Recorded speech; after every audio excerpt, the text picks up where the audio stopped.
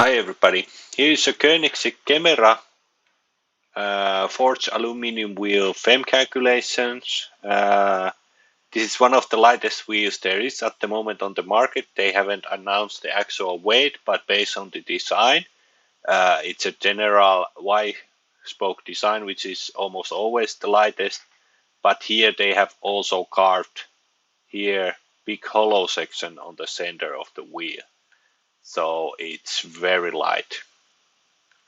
And at the moment I have tried to tune the dimension to match the pictures and videos I could find online. What's special about this design is that it has this top piece which has like poles here, which are Y poles, and then on the lower part the Y poles go to different directions, so they go not exactly the same route. And this might give some performance gains or weight gains in braking situation, or it's just for visual purposes. But here you can see it's holding pretty nicely. I have tried to even out because when you're designing light designs and doing stress calculation, you should have construction with the stress is everywhere the colors. Like if you see here, here is a lot of colors. On the barrel there's a lot of colors, and even behind there's a lot of colors. So that's how you know you are pretty close to the optimal if you have a lot of colors. Weak points seems to be here in this where these spokes are thinnest. They are crisscrossing each other, and there's less material, and then this top part seems to be in my calculation weak point.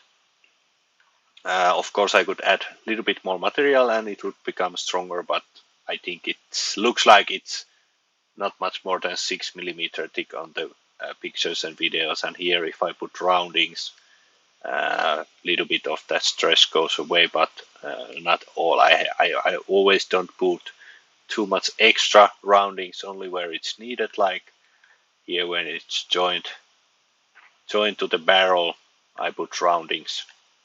And I will analyze this wheel also in some other setups. This is just the bend testing, and here the barrel is maybe too thick in this simulation, but it is huge wheel, 11.5 inch wide and 22 inch in diameter in that car.